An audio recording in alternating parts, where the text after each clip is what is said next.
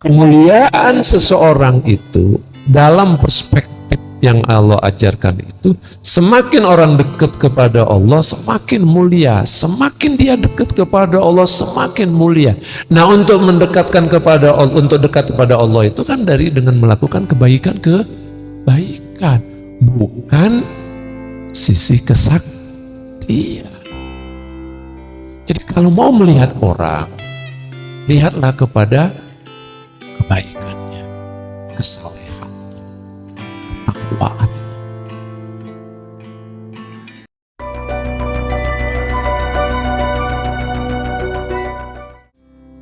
Bukan pada kesaktian. Kalau kesaktian itu bukan kacamata Al-Quran. Justru itu cara pandang orang kafir. Iya. Maksudnya apa cara pandang orang kafir itu? Orang kafir itu dibaca Al-Quran, baca ayat-ayat Al-Quran.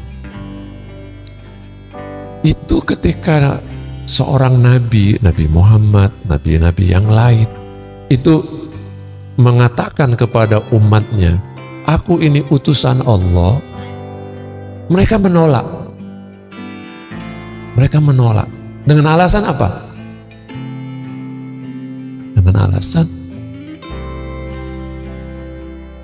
in anta illa basyarun misluna. Dengan alasan engkau itu basyar seperti kami. Engkau itu basyar. Kalau engkau itu basyar, nggak bedanya sama kami. Mau ngaku-ngaku sebagai utusan Allah. Terus apa dalam pikiran mereka? Kalau memang engkau utusan Allah, Al-Quran berkata, kalau memang engkau utusan Allah, harusnya utusan Allah itu bisa naik ke langit. Ya, bisa naik ke langit, terus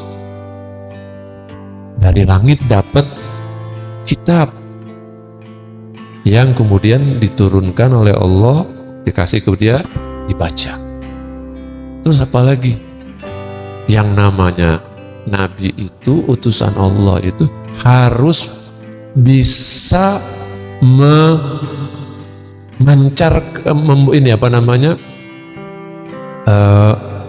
membuat kebun-kebun, sungai-sungai, mata air,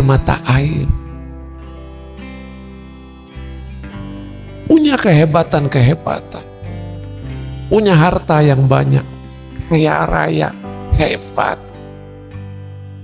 Itu cara berpikir orang kafir terhadap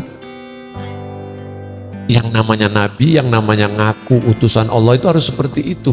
Jangan sama seperti kita. In anta illa basyarun mithluna. Engkau itu sama seperti kami, engkau juga basyar.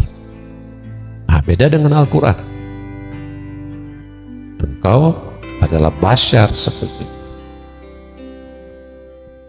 Jadi kalau melihat orang itu bukan pada aspek kesaktian, ya, kebenaran bukan pada kesaktian, kebenaran pada apa? Kebaikannya, kesolehan. Itulah kebenaran. Karena itu di Al-Quran tidak ada yang kemudian menegaskan kemuliaan seseorang itu, kedekatannya kepada Allah dilihat dari kesaktian. Inna akramakum indallahi atqakum, yang paling bertakwa. Nah, Ahlul Bait mengajarkan kepada kita seperti itu. Makanya seorang pemimpin, ya, seorang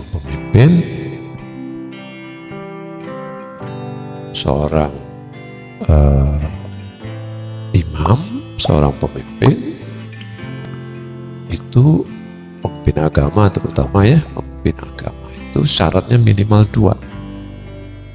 pemimpin ya. Pemimpin. Syaratnya minimal 2. Satu adalah al-ilmu. Seorang pemimpin itu ya syaratnya 2, minimal 2. Satu al-ilmu, dia itu mumpuni, mengetahui. Kalau pemimpin agama, dia ngerti agama. Yang dalam istilah keagamaan telah mencapai level mujtahid. Mujtahid itu menggambarkan seseorang yang mumpuni dalam bidang agama. Ya, saya menggunakan kata mumpuni. Kalau bahasa Indonesianya apa mumpuni itu? Ustaz Muhammad, mumpuni itu bahasa Jawa ya? Benar nggak istilah saya mumpuni? Hah? Pertama syaratnya al-ilmu, mumpuni. Kalau saya bilang mengetahui, agak sekedar mengetahui masih umum ya, tapi kalau mumpuni kan memang dia tahu betul. Yang kedua adalah al-adalah. Adil itu bukan dalam arti bahasa Indonesia kita adil, apa kalau bahasa Indonesia kita adil itu orang yang bisa menempatkan sesuatu pada tempatnya, atau ketika menetapkan sesuatu sesuai dengan bahasa Indonesia ya, oh itu hakim yang adil, itu orang tua yang adil misalnya. Itu artinya apa? Dia tidak membeda-bedakan. Tapi kalau dalam bahasa fikih, dalam bahasa kalam, keyakinan, teologi, istilah adil itu menggambarkan dia ini orang yang sangat soleh, orang sangat baik, nggak berdosa, nggak melanggar, ya itu istilah adil.